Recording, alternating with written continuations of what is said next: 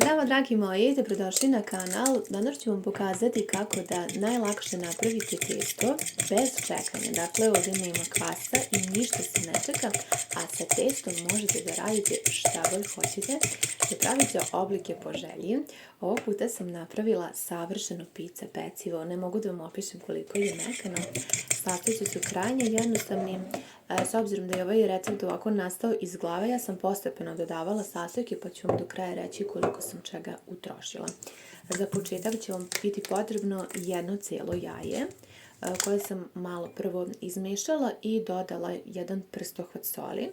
Potom ćemo koristiti i gusti jogurt. Mera može da vam bude jedna ovako šolja od 200 ml, to je najjednostavnije. Dakle, ide jedna cijela šolja, odnosno 200 ml gustog jogurta. Lijepo ćemo izmiješati, a potom ćemo dodati i ulje. Na ovu količinu ja sam koristila opet tu šolju i dodat ću pola šolje ulja. Dakle, 100 ml ulja dodajemo unutra i to ćemo isto sve zajedno izmešati. Ne mogu vam opisati koliko je ovo testo mekano i ne mora to biti samo pizza, mogu biti oblici po želji. Vidjet ćete koliko je onako jednostavno za rad, možete praviti oblike po želji, ništa se ne lepi, stvarno jedno fantastično testo. Zato sam bila jako pažljiva sa brašnom i do kraja ću vam reći koliko sam upotrebila, jer sam se trudila da napravimo testo da bude jako mekano kada se ispeče, da ostane tako mekano, a opet da ne bude lepljivo za ruke. Prvo sam počela tako što sam dodala 200 g brašna. Kao što znate, već sam vam i u prethodnim receptima govorila. Moj savjet je da uvek koristim ono brašno tip 500. To mi je provereno, tako da sa njim uspjeh je zagarantovan. Dakle, prvo 200 g brašna, a potom sam ja ovdje odmerila još i lagano ćemo zamesiti ovako sa špatulom. Naravno, u početku će se lepiti, kasnije ne, i jako je bitno da ne preterate sa brašnom, a opet da ga ne dodate nije jako malo pa da vam se sve lepi, tako da je jako važan taj odnos. Ovdje sada dodajem i još otprilike nekih 100 g, dakle do sada sam utrošila 300 g i dodajem jednu kesicu praška za pecivo i to ćemo sve zajedno umešati. Sada je već malčice lakše za miješanje, ali i dalje koristim špatulu i sad ovdje je u realnom vremenu snimak i tako sam i želela da vidite da jednostavno je jako jednostavno da napravite bilo kakvo testo. Vi možete i poduplati mere ako pravite recimo za više osoba ili ukoliko želite recimo da ponesete negdje na izlet ili ukoliko vam dolaze gosti ili pravite za neko druženje, slavlje, šta god, stvarno je fantastično testo. I sad smo već ovdje dobili jednu lijepu smesu. Ja sam još nekih 50 g ostavila ovdje sa strane, a vi ćete naravno imati tačne mere pa će vam biti u startu odmah lakše. Ja sam ovdje morala da budem jako pažljiva kako bih dobila, da kažem, to neko savršeno što se mene tiče testo. I sad vidimo da je ovdje još malo lepljivo, dodajemo ovaj poslednji deo. Ukupno sam ovdje u ovom delu potrošila dakle 350 g brašna na ovu količinu i ovako sam još blago sve to izmjesila sa špatulom svuda onako ravnomerno da mi sada ne bude lepljivo testo, da bih mogla da ga stavim na radnu podlogu i da možemo da ga razvijemo u oblike koje god poželimo. Tako i u buduće kada budete recimo se opredelili da pravite neko testo, uvijek možete ovako i sami polako, ali najlakše kad imate gotov recept. I testo ćemo sada blago da zamesimo sa rukama, pratite moje pokrete, znači ništa pretjerano, tek toliko da se sve sjedini. U ovom delu za premesivanje sa rukama treba će vam još 50 g brašna. Dakle, sve ukupno za ovaj recept je tačno potrebno 400 g brašna. Savjetujem da prvo 350 dodate u posudu i 50 ovako da možete da premesite, da dobijete mekano testo. Mislim da nije potrebno više, to je onako sasvim dovoljno da vam ispadne jako mekano pecivo, što ćete vidjeti na kraju videa. I blago ću ja ovako sada da premesim sa rukama i da onda podelim testo. Eto, ja sam imala neku zamisao da napravimo jako fino pizza pecivo i mnogo mi se dopalo. Baš je super ovako, i ako zovete nekog da se družite pa da imate već pečeno pecivo domaće, mislim da će se svima dopasti i da će vam tražiti recept. Podelit ćemo testo na približno 2 jednaka dela i ja ću još vrlo malo ovako da pospem sa strane brašna da bi mogli da napravimo lepe jupkice i možete ih staviti negde po strani, čisto pokriti sa krpom dok ne napravimo fini nadev. A testo ništa se ne čeka, dakle ovo testo je odmah spremno da se stavi u rernu i da se peče, ali pre toga moramo napraviti neke lepe oblike. Očistit ćemo radnu podlogu i napravit ćemo jednu finu smesu za picu. Možete nadevati stvarno po želji. Ovo testo može biti i slatko i slano, možete iskoristiti ovaj način razvijanja, možete i neki po vašoj želji. Od ovog testa možete napraviti i kiflice, što god poželite, šta vam se u tom trenutku jede. Ovdje sam imala 200 grama dimljene pečenice koja mi već nekih 2 dana stoji u frižideru, a ona baš i ne može mnogo dugo da stoji, tako da sam odlučila da iskoristim sve. Iseckat ću na dosta sitno, s obzirom da želim da onako presečem te trakice, onda mi je lakše ovako. Najbolje bi bilo da smo imali recimo neku šunkaricu ili pileća prsa, pa da onako možete lepo da izrendate, ali što god da imate nećete pogrešiti. Testo je mekano, tako da sve zavisi od vašeg ukusa što se tiče nadeva.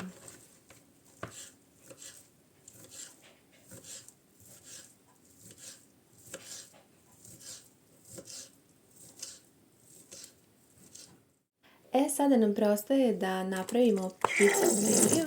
Ja dodam malo kečapa. Ovdje mi je ostao pri kraju. Imam i sljedeći novi, ali kad ovako mi ostane, onda obično, s obzirom da mi je ostalo sad i malo pasate ovog paradajz soka, dodat ću možda nekih 20-30 ml unutra i to ću da zajedno pomešam. Nekako mi bude baš jako sočno i fino kad napravim ovako kombinaciju kečapa sa paradajz sokom, samo bi bilo poželjno da taj paradajz sok bude dosta gust.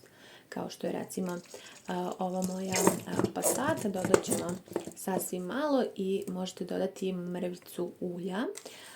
Dodajem jednu kašikicu šećera, malo bibera i obavezno dodam malo belog luka u prahu. Možete čak i izrendati 1 do 2 čena belog luka. To je baš onaj pravi preliv kada odete u pizzeriju pa onako lepo miriše na picu. Oni unutra uvek dodaju i šećer i taj beli luk i po tome je zapravo svaka pizza poznata i zato nam se toliko i sviđa taj ukus. Svakako i ne morate, može biti to samo kečap. Sve zavisi od vašeg ukusa.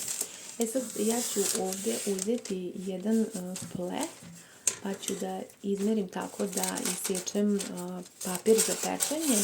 To mi je jedna gospođa napisala u komentaru kada sam pravila jedan kolač i evo ovog puta ću je poslušati. Baš mi je drago kad mi date neke predloge i savjete, baš i volim što imamo ovaj kanal, što možemo da se družimo, da delimo iskustvo ovako iz kuhinje i mislim da nam to svima znači i olakšava rad i sam posao u kuhinji, tako da mi je lakše da razvijem testo na tom papiru jer otprilike znam koju dimenziju želim, a i lakše je da prenesem posle na tepsiju. Sad ja sam ovdje koristila ovu tepsiju, ali vidjet ćete kasnije sam uzela veliku jer mi je tako bilo lakše, tako da vi možete uzeti odmah onu najveću tepsiju iz rerne. Nisam znala koliko ću moći da razvijem testo, pa sam mislila da će mi biti dovoljno ova tepsija srednja, međutim slobodno vi odmah iskoristite jednu veliku tepsiju, onu najveću što imate iz rerne. Naše testo je savršeno mekano i jedva čeka da ga razvučemo, tako da je potrebno da jako dobro poprašnite ovaj papir za pečenje. sa donje strane, a obavezno i da pobrašnite preko. Naravno sad ne treba da pliva u brašno, ali eto otprilike ovako 2 prstohvata bit će dovoljno i razvući ćemo sa oklagijom. Ovo mi je lakše, kasnije kažem mnogo lakše mogu da prenesem na samu tepsiju. Tako da malo će da vam klizi ovaj papir, ali pridržite sa rukom i vrlo lako možete razviti testo. Savršeno je mekano, ništa se ne lepi, tako da je baš fantastično i ja sam uživala, nadam se da ćete i vi i u ovom receptu, ali ukoliko budete isprobali.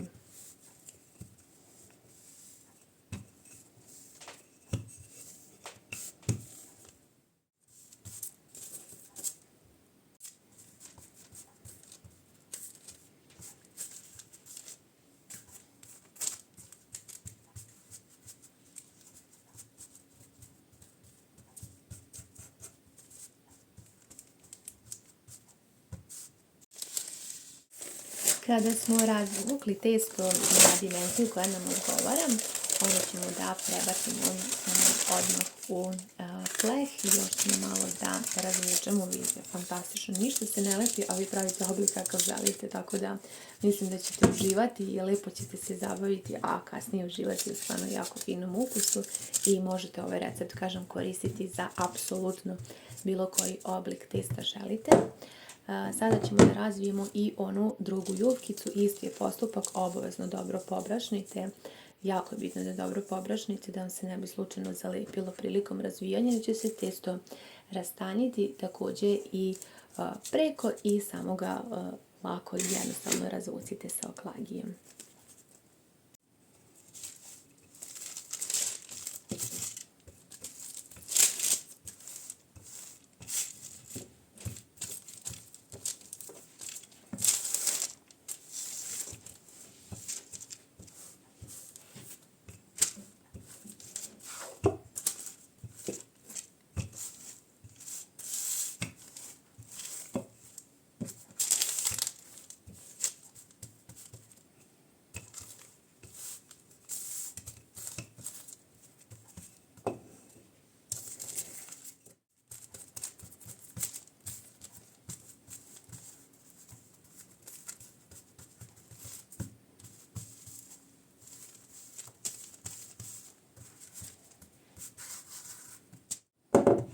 Ovaj recept je toliko brz i jednostavan da vi za nekih 15 minuta ovo sve možete uraditi zato što se ništa ne čeka, a kao da ste čekali satima da testo naraste, izuzetno je mekano i baš je super onako za neki doručak da napravite ili ovako za neku užinu ili da ponesete, kažem, na neki izlet ako negde planirate za vikend, baš stvarno super.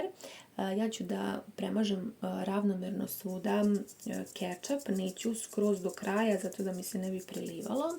Stavit ćemo malo bosiljka i malo origana po ukusu, a zatim ide red neke salame ili ove dimljene pečenice. Ukoliko imate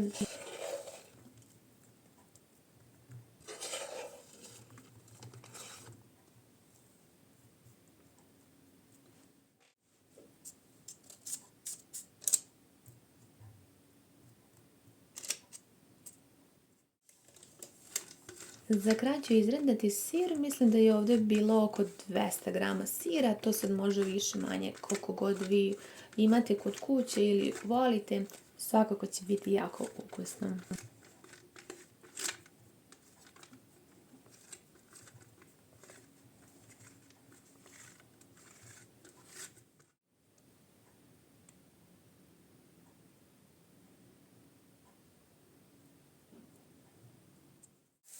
I sada ćemo iskoristiti onaj papir za pečenje da lepo preokrenemo i ovo mi je stvarno najlakše i hvala gospođi koja mi je dala ovaj savjet. Eto ja do sada to nisam tako praktikovala, nego sam se ovako mučila da razvlačim, ali ovo je mnogo lakše zato što možete odmah napraviti tu neku dimenziju i oblik koji želite, tako da topla preporuka da kad pravite nešto ovako napravite na ovaj način.